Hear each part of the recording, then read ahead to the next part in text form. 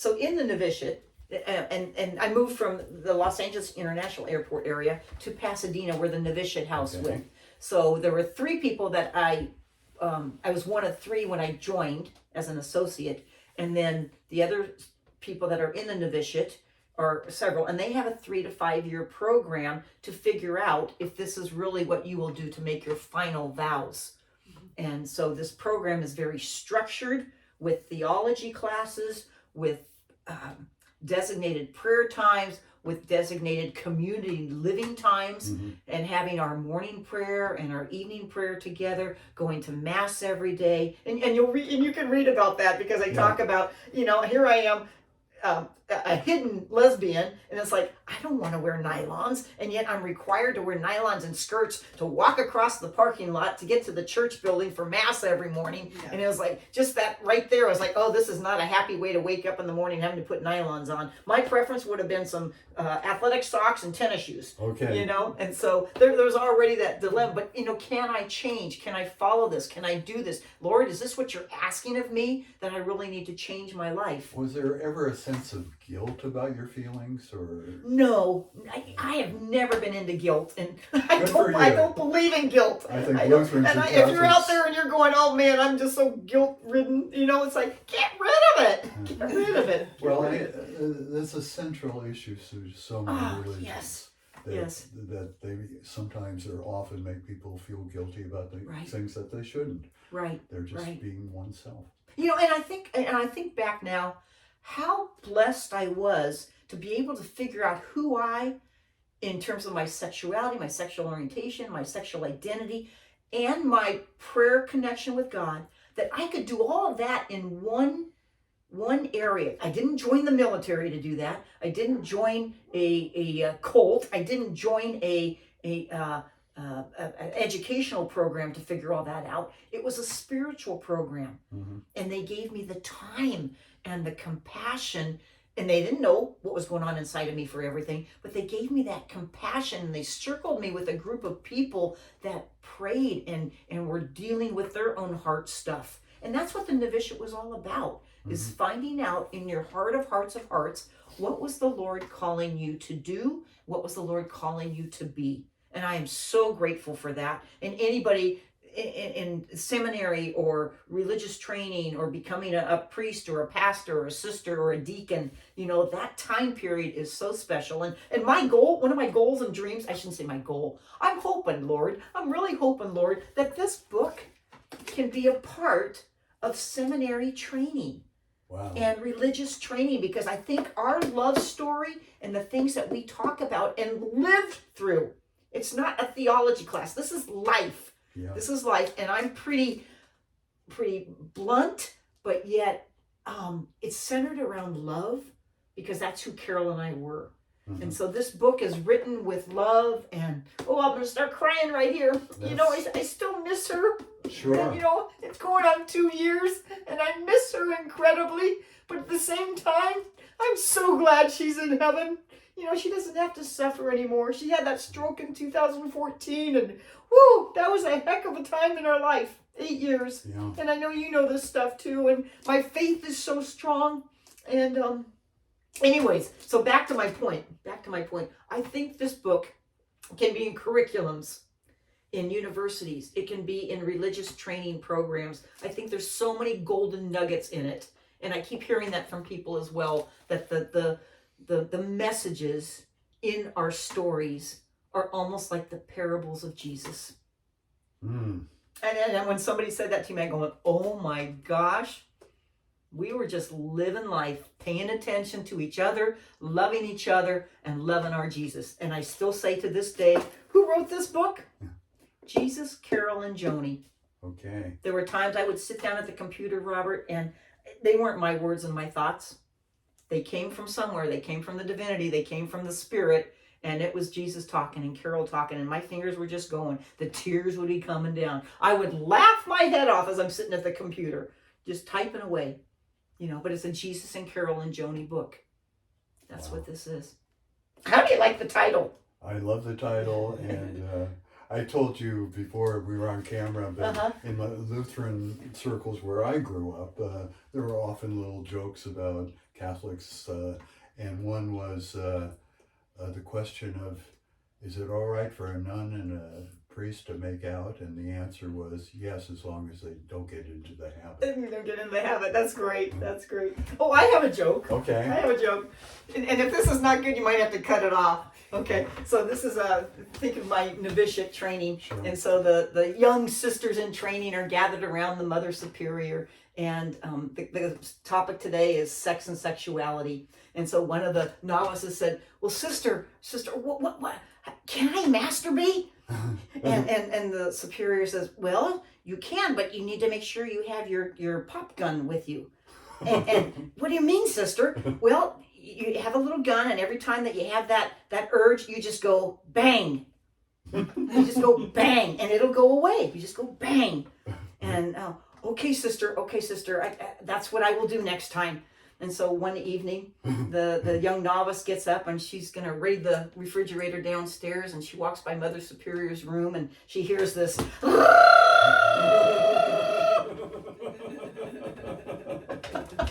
I guess it's a gangbang. Huh? Yeah. So I don't know where that story came from, but it was just, you learn so much from jokes as well. Sure. And in one sense, my good buddy Tim Guzik, he and I were talking one day in our living room, and he says, Joanie, I think you should just call it Nun Better. And that's where it came from. After reading a whole list of ideas that people had recommended, Sure. It was Nun Better. And the picture is really, really cute too, because my sister helped design this. Okay. Yeah.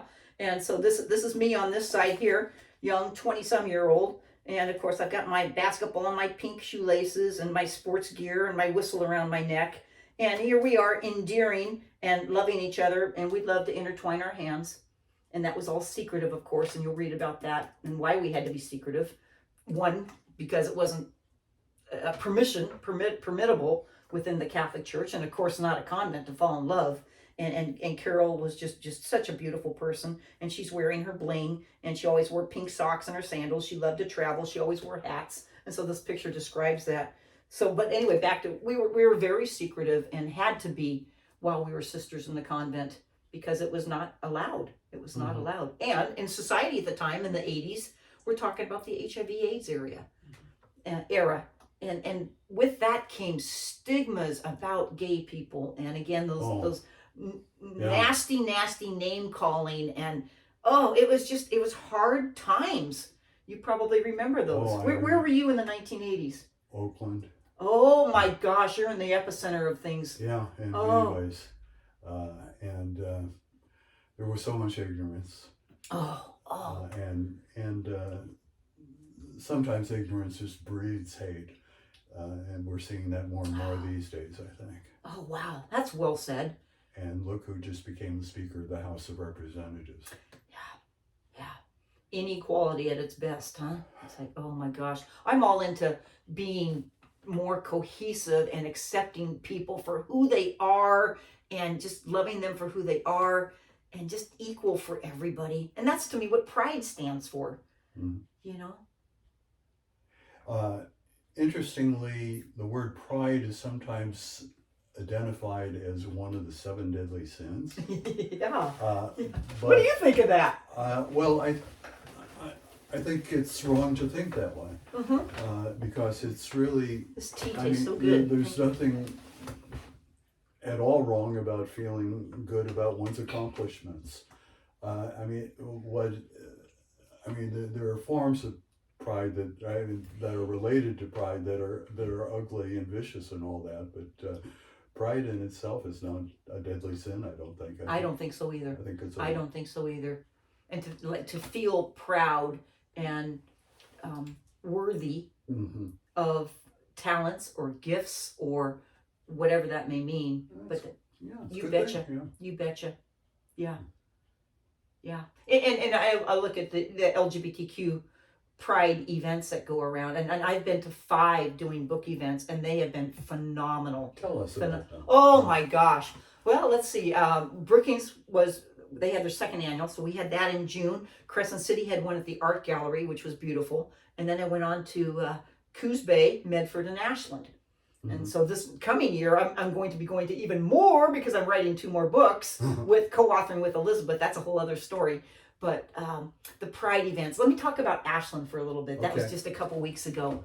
I have a pink booth. I wear pink clothes. I have my pink outfit. I wear my whirly-bird LGBTQ hat kind of thing with a propeller on it. And I was there with my publisher. You're into hats. I should have told you to bring a few. Oh my gollies. Oh my God. I have all kinds of props. That's for sure. And then Catherine Greenspan was there. And we have pink tablecloths, and we line up the table with the books. And there are stickers and there are cards and things that I love to give people as well. But it's the people. It's the people. And they're inquisitive. They see the banner and they're like, oh, were you a nun? Oh, you wrote a book? And it's like, yeah, there's 2 biggies right there, you know? And so, in just talking with them and tell us a little bit about it and da-da-da-da-da, you know, well, you know, this is me. I was a nun. I fell in love with another nun. And this whole book is about Jesus, church, God, and being gay. How's that for a synopsis? And they're like, oh my gosh. I said, they're all true stories. You're going to laugh and you're going to cry. Yeah. And people have given it grave reviews. You know, it was in the top 100 for 4 months in a row under the LGBTQ parents and family. That's phenomenal. And then I had a friend the other day. They said, Joanie, I did all your rating looking. It's on Amazon Books. Amazon, Barnes and Noble, 39,000 websites. You're not going to see it in on a shelf anywhere, but you can request a bookstore to order it. You know, locally here, it's in the library. It's in many libraries that have purchased it to have it on their shelf, which is really, really cool. So anyway, back into the Ashland Pride, there were many former students that said, oh, Lindenmeyer, is that you? Because that's what I was called since I taught at Del Norte High School in Crescent City, California for 25 years. So they were there. That was really, really fun. And then, of course, I've had so many people come out to me, Robert. Just they just believe that I'm confidential. They believe that there's something special. And so they literally just come out right then and there. And whether that's as couples, lesbian couples, gay couples, trans couples, it is just heartwarming and overwhelming. I'm curious, you taught at a public high school for years. What were the dynamics about that and students and colleagues? And I know you had one really ugly incident happen there. Yeah, in the book. Yeah, the locker room hate. I call it the locker room hate. I was not out particularly, but I was out to specific and certain friends. And Carol and I, we were wise through that, through our life.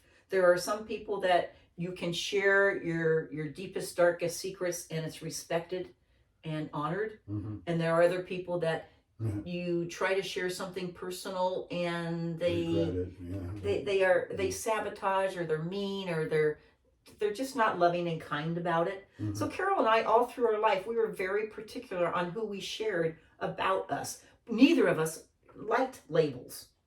Neither of us liked to be in a box. As Carol would always say, I don't even believe in a box. You know? and she's so right. She's so right. We were just known as Carol and Joanie. Yeah. And whatever people wanted to think. So my 25 years at Del Norte High in Crescent City was phenomenal, because as the longer I'm there, the more relationships I've built with staff and with students, and then eventually their kids. They grow up and have kids, and so my reputation was kind and happy, and I treated everybody that way. So I loved it. I loved my teaching career. I loved it. Phys ed and health. Okay. Phys ed and health. Oh my gosh. Yep.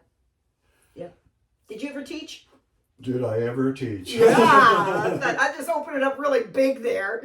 About 23 years or so, both English and social studies, and enjoyed it a lot.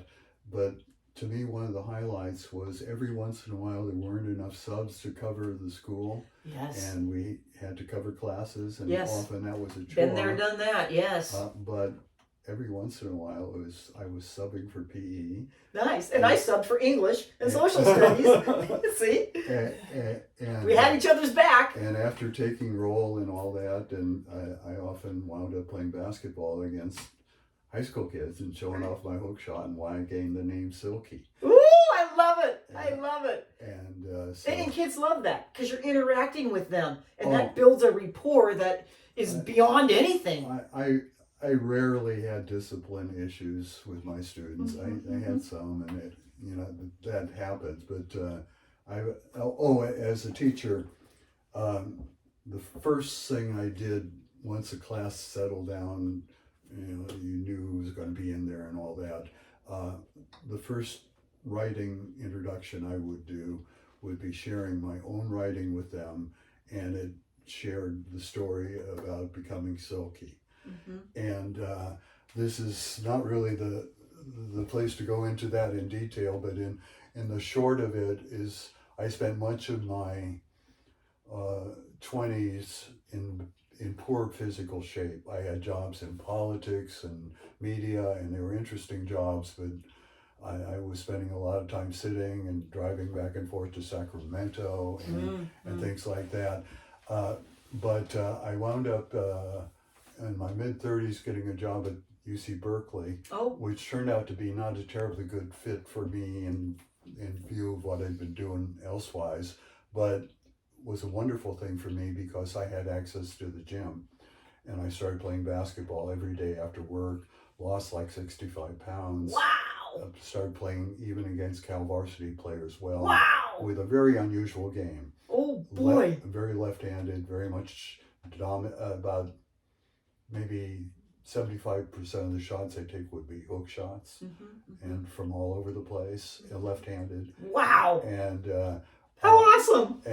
And I couldn't jump very well or noticeably, so I learned to do some hand fakes where I get the person guarding me to jump, and once they're in the air, I could do all sorts of things. I could just walk right by them or do how fun! And I also had behind the back passes. And anyway, the funding ran out on that job, and for a while I was just sort of freelancing or collecting unemployment or whatever. And I'm looking for a place to play. Found a park in East Oakland, and everybody was black, and I just played well enough that I was instantly accepted. Exactly. And pretty soon picked up the nickname of Silky. Nice. There was his voice from heaven.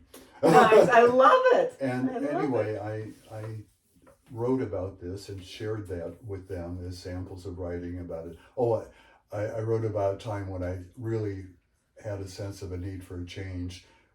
My wife and I had gone on a Caribbean cruise. Ooh. They had a basketball court on the boat. I was surprised, and there were some teenagers playing. I went to play with them.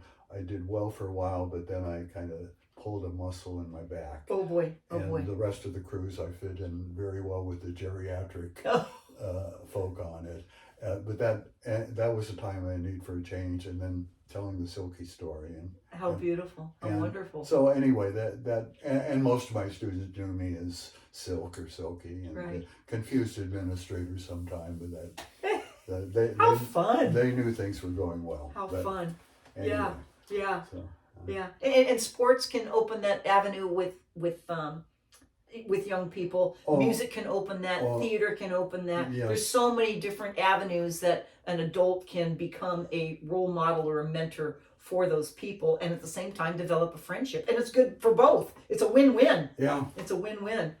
And sports has a way of, well, it depends somewhat on the sport, I guess, but often has a way of teaching teamwork lessons that are applicable all sorts of places. Absolutely. Yep. And as a nun, I was Sister Joanie, and I taught in Pasco, Washington, and in a little bit in Los Angeles, a little bit in San Diego, and I phys ed, I taught phys ed and religion in Catholic school. Okay. And so I was Sister Joanie, and again, I would wear that whirly-bird hat, and I would have my sweats and my tennis shoes, and I coach. I did a ton of coaching in Catholic school as well. And yes, just beautiful times, and creating those memories as well as the relationships and the friendships that can last forever through sports. Yeah. So and the other things you mentioned, the music and yes, and that that sort of thing as well. Yes. Yeah. My life has been so full, and hopefully in the book I originally wrote 534 pages. I don't know if you know that. 534 pages. Elizabeth Atkinson, publisher of Two Sisters Writing, she was just so encouraging, and we'd have our weekly Zooms and sometimes even more often. And Joanie, just keep writing, just keep writing. Don't worry about the word count. Don't worry about paragraphs. Don't worry about chapter titles. Just keep writing those stories. Write those stories. You know, and after 5 months, that's what it was, 5 months of writing, 534 pages. And she Zooms me and she goes, Joanie, you've written 534 pages. And my first reaction was, you gotta be kidding. I've never read a book that big. You know, and she just thought that was hilarious. And she goes, well, we need to cut a couple hundred pages because nobody's going to want to buy a first-time book for 534 pages. And it raises the cost, you know. And I thought, I do not want this to be an expensive book. And so it took a month for my good friends Sally and Leah to help me edit, and Elizabeth and Catherine, the whole team. It takes a team to write a book. And we cut it down to 300.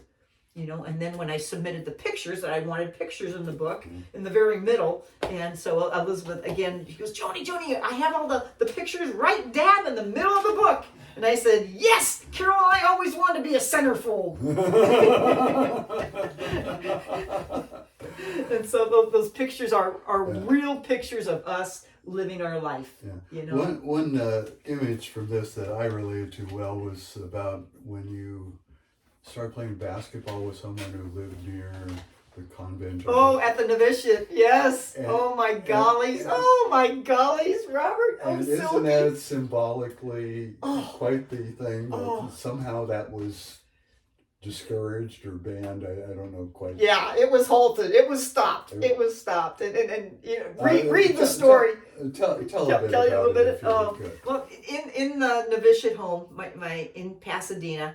It was on the grounds of a Catholic elementary school, K through 8, and of course there's basketball hoops and the play yard right out the back door of the convent building where we lived. Okay. And there's 9 of us as novices and another 3 or 4 professed and working sisters. So what is that, 9? So 12, 13, 14 of us in this house, and we would have our own breaks and our own times that we could do what we wanted to do. And so I would love to go out and just shoot some hoop. Okay. Just shoot some hoop.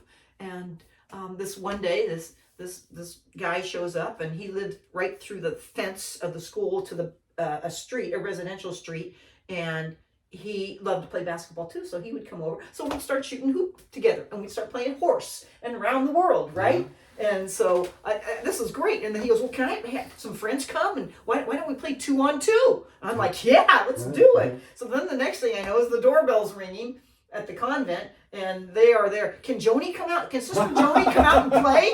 You know, and they're young like I am. We're in our 20s. And I'm thinking, yes, this is the best, you know. So let me get my shoes, let me get my shorts, and so I buzz on outside there, you know. And here I am, a novice in training, you know, whatever that stigma is, or whatever that what's not the word stigma,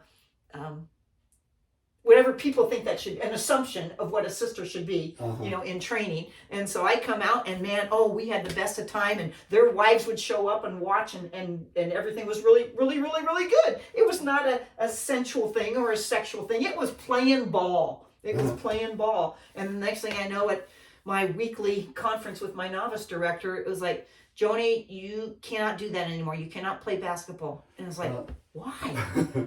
What's up with that? I don't get it. It's my free time, and da-da-da-da-da. And it's like, no, and I could hear my mom and dad. I could just hear them, don't burn any bridges. It might have to come back to you, you know. And it was like, okay, so I stopped, you know. And I think it was a saving grace, because then the novitiate home, the actual convent building, the next year of my novitiate, my second year, they moved it to a different area. So I was out of Pasadena, and I'm no hoops nearby. Oh boy, yeah. So just hilarious.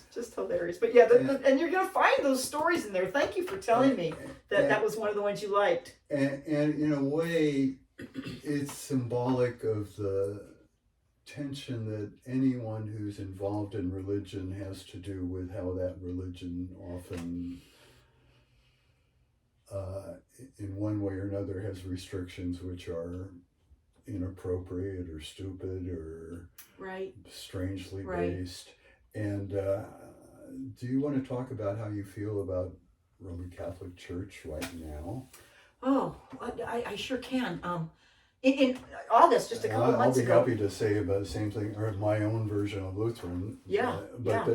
the similar tensions. And one thing I wanted to say before is one way in which I related to this book is about it was a partnership without children. Mm-hmm, And mm-hmm, I happen to have been in a partnership without children.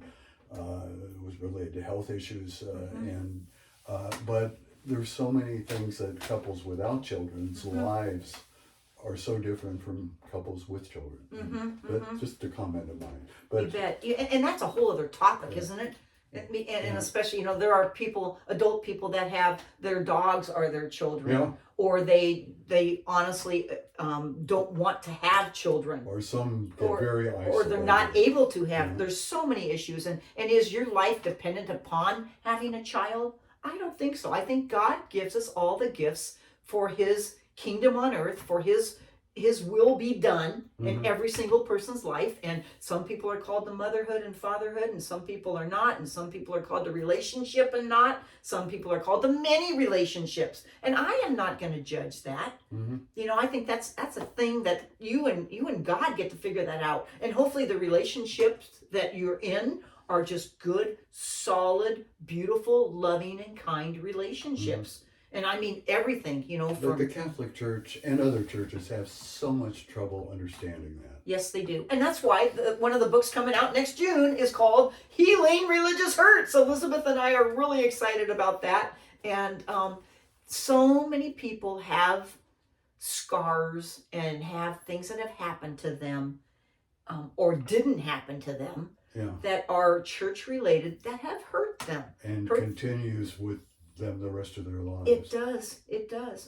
Even for Carol and I, and it's in the book. We waited 39 years to get married. We thought for sure that, oh my gosh, the church would change. The Pope would make a new teaching, or maybe our best friends who were priests and deacons and whatever would marry us. It's like, why not? We wanted a sacramental marriage. And it didn't happen, and maybe that's why she had her stroke, and maybe that's why that led to Father Bernie at St. Tim's, because then eventually it was Bernie who married us within a sacrament of the Episcopal Church to be married after 39 years. That was a momentous occasion and a moment. It was time. It was time to be a witness saying that same-sex marriages are powerful and beautiful just as much as a heterosexual. There's no difference. Your partner was under the order much longer than you. 32 years, Carol, because she was 15 years older than myself. Okay. And I talk about her story in here. Here she is at age 18, leaving high school and immediately right into the convent mode. And college. It was a combination convent and college at the same time. So the secular education that you had, she did not have. Right. Yeah. And she went on to Mount St. Mary's College, or Mount St. Mary's University, which is right near UCLA in Southern California. And that's where the mother house was. And when she decided to leave, that became very, very complicated, I understand. It takes she had made final vows. She had already even had a celebration of her 25th year as a sister, her jubilee, and I think it was her 29th year that she started the process. I'd have to remember that. Anyways, the process to leave the convent. And for both of us, it wasn't because of not being chaste anymore. It wasn't because of our relationship, but the Lord called us both to leave, and our issue was that of obedience. She was a very strong, independent woman. I'm a very strong and independent woman. And sometimes when your superior or your organization wants you to behave and think and do things their way, and it goes against with who you are, you have to decide what's that all about. And so for both she and I, that vow of obedience, because you take 3 vows: poverty, chastity, and obedience. The obedience one was the most difficult for us. And that's why I left, which I had not made final vows. So it was an easy process for me. I signed some paperwork, and that was pretty much it after 5 years of And she had to get the popes? And she had to have papal, Wow. PAPAL, the Pope's permission to do that. And in that process, there's a process of discernment and mentoring and counseling and prayer, and that took that 6 years for that to happen for her. Wow. Yeah. Well, and you think of people that go through a divorce. How long does it take for them to actually sometimes get the final divorce? Or in Catholic Church, final annulment. Yeah. Right. You know, and those can be very, very challenging times when you're wanting out of something and into something else. You know, your life is ready to move on, and paperwork hasn't caught up, the officialness hasn't caught up yet. One curious thing that has surprised me is the acceptance of LGBTQ, etc., minus the blah blah. Have you ever really looked at that, what that is all about? The letters. I just think they're so important because they're a celebration of that person's identity. And finally they get to say who they are. Okay. And that is so important. So what, L for lesbian, which are women. G for gay. Which include women. Well, Or, mostly it's males. Are defined. Mostly we would say males. LGB is bisexual, Okay. a person who is attracted to both men and women. Mhm. Okay, LGBT, trans, Yeah. people that are born with a body part and or a emotional connection Mhm. to being different than that birth at their gender birth. And so that's a trans person. In the old days, we used to call that a person that was transvestite, and I don't like that word, you know. But they are trans. They're transferring from one to another. And so LGBTQ, queer, I, intersex, A, asexual, and then we have 2S, which stands for the Native American culture of two spirits. Helping them to decide who they are. So it's a Native American kind of thing. So it's LGBTQIA plus 2S. And each one of those are very, very powerful. Okay. Very. I'm sorry. I'm No, slightly amused trying to remember it all. Yeah. You know, and will we continue to add? Probably as people are understanding who they are. You know, and there's other elements of sexuality, and you can get into pansexual, and you can there's just so many wonderful, beautiful realms of us as human beings in our sexuality, in our sexual identity, sexual orientation. And as people discover that, there will probably be more acronyms or initials added to that. But I think the bottom line is to say that we're all unique, we're all special. And you're going to figure that out through life. It doesn't mean it just one day you're this and one day you're that. You could be a combination of things. You could, you know, the Lord will help you through all this as you continue to grow in understanding yourself and understanding your why you're here, your purpose, your reason for being here. Mm-hmm. You know, what is your purpose for being on this earth, Silky? Good question. Yeah. What is your purpose? Me right now? Yeah. What is your purpose for being on this earth? I think right now I have a keener sense of using some communication skills in ways that are helpful for positive things to happen. Oh, that's beautiful. And life experience as well as communication skills. And also kind of the fun of learning how modern technology makes for all sorts of communication. Like this today, This oh my gosh, on on YouTube. Oh my golly. So yeah. Anyway, But communication is your big one. In many ways, since I no longer have my hook shot. Your hook shot has turned into communication. I love it. Only I can't raise it that high in my arm, and I miss it terribly. Well, and I love you said positive. A positive influence, a positive impact. Yeah. You know, because we can get so down on ourselves as people. We can get so down on our world and the hate and the violence and the harsh things going on, you know. Or can we look at things and say, you know, what can I learn positively about this? Yeah, Or what can this create? What can you imagine what this could create? You know, besides a war, could it create other countries actually talking and accepting and loving each other? Could that happen? Yeah. I believe it can. I hope so. I believe it can. But it would really hurt the interests of the arms lobbies. And Um, it happens in our families and our friendships. There are times when our families and friendships get pulled apart. You know, and we have maybe bullies in our families or people that are putting people down in our own families. You know, but yet can there be forgiveness?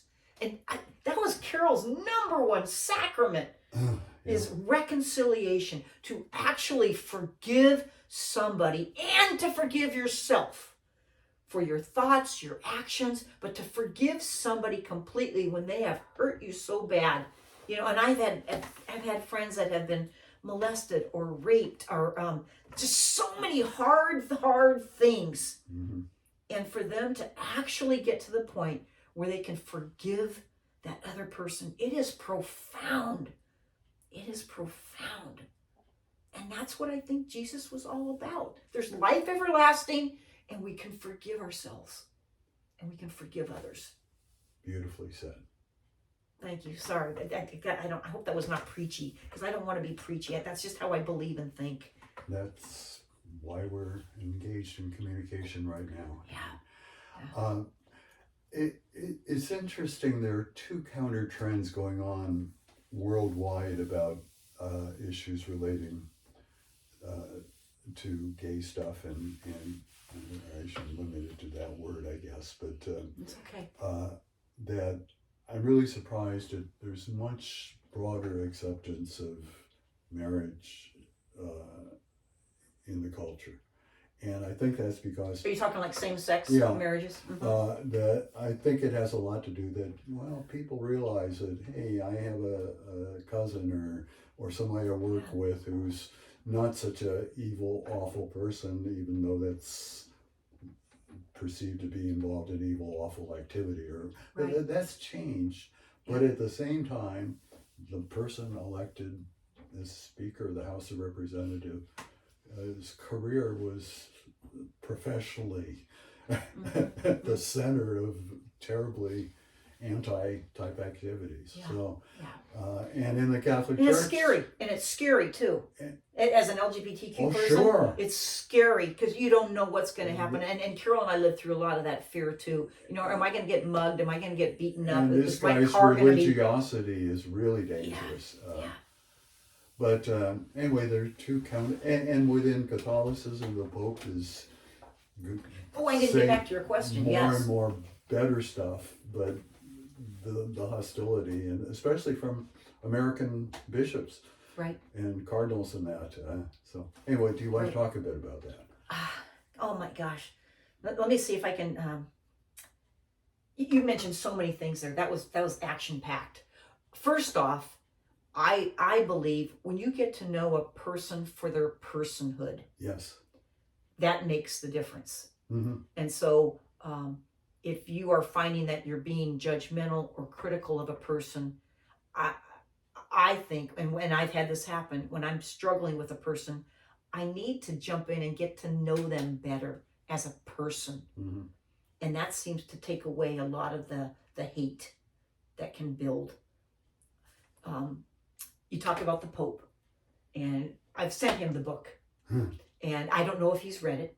I hope he has. I sent the book to Cardinal. He hides it in his... and I don't even know if he reads English. You know, he probably does. I would think so. He's a pretty bright man for sure. And I've sent the book to other religious leaders, including Cardinal McElroy in San Diego. And then I'm also in connection with Father James Martin, and he is the theologian and author. American Magazine editor. Exactly. And he's pretty much the Pope Francis's #1 U.S. priest regarding LGBTQ issues. That's good news. That's real good news. And so Father Jim will actually be in one of the next books. Okay. He has written something for myself and Elizabeth to go into the books. Okay. And so that is a very, I'm so thankful, Father Jim. And so what was my whole point? Pope Francis, he is making headway, and so many doctrines and teachings have been around for centuries, and that is being challenged. Those are being challenged by himself and other ministers and lay people in the world. Mm-hmm. And so this synod that is going on and finishing just in a couple days, it's been 30 days of talking and discussing and seeing where people are, and if there needs to be some votes or actions by the Catholic Church for any of the doctrines, the teachings, or where they're headed. Where is the future of the Catholic Church? Mm-hmm. And I think it's awesome that they're doing that. My concern is, as of right now, the Pope is saying he is in agreement of a blessing for same-sex marriages. Personally, I think that's a start. Yeah. But if I and Carol, totally in love as two beautiful women, we didn't want a blessing. We wanted the sacramental marriage. Okay. You know, and to me, there's a difference between a sacramental marriage and a blessing. And Sure. I can go and I can bless you and put my hands on your shoulder and put the sign of the cross on your forehead. But to actually have a sacramental marriage is more powerful and beautiful. I agree. And so, will the Catholic Church ever get to that point? I don't know. Uh-huh. You know, and this is going to come into why I'm an Episcopalian now. In August, I was received into the Episcopalian faith. And three main reasons. One is, in the Episcopal faith, the laity get to go to a council every couple of years, and their vote is as powerful as the priests, the deacons, and the bishops. The laity have a vote in the decisions of that church. That, to me, is powerful. And the laity includes women. And it includes, yep, it does. Women and a non-religious Capacity. whatever you want to call that. And so that, to me, is really powerful. The second thing is that they allow same-sex marriage, and they celebrate it. It's a sacrament. It's a sacrament. And my Episcopal family have priests, deacons, and bishops that are in same-sex relationships right now and married. And they are in that position of leadership, and they're at the altar, and they are I just went blank with the word, turning the bread and the wine into the body and blood of Christ. Uh-huh. They are doing that. That is happening. It is real, and they are same-sex people doing that. And to see a woman bishop and a woman deacon and a woman priest, not because it's gender, but because they've been called by God. Yes. They've been called by God. And here, okay, so those are the two things. So we have the laity, we have the same-sex marriages, and then we have the third thing, which is women can be in positions of priests, bishops, and deacons. Okay. The fourth thing, and this is what I want to, and it hasn't happened yet in the Episcopal Church that I know of. It might, but I don't know. Okay. I want to talk about trans people. Mm-hmm.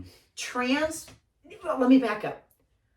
In church and religion and spirituality, whether we're going with Buddha, Hindu, rabbis, Jewish, whatever it is, I believe God calls people to that faith community for a reason.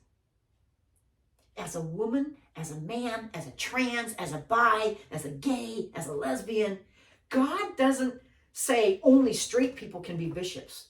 God doesn't say only white people can be bishops. God is so overwhelming, encompassing, and abundant in his decisions. I say his, but God for many people. And or hers. Exactly. God is God. And that God calls people to do God's will. And when we know what that God's will is, then your life is happy and joyous and free. And you're sharing it with others. And you're sharing it with others because you're proud to share it with others. And you're called to share that with others.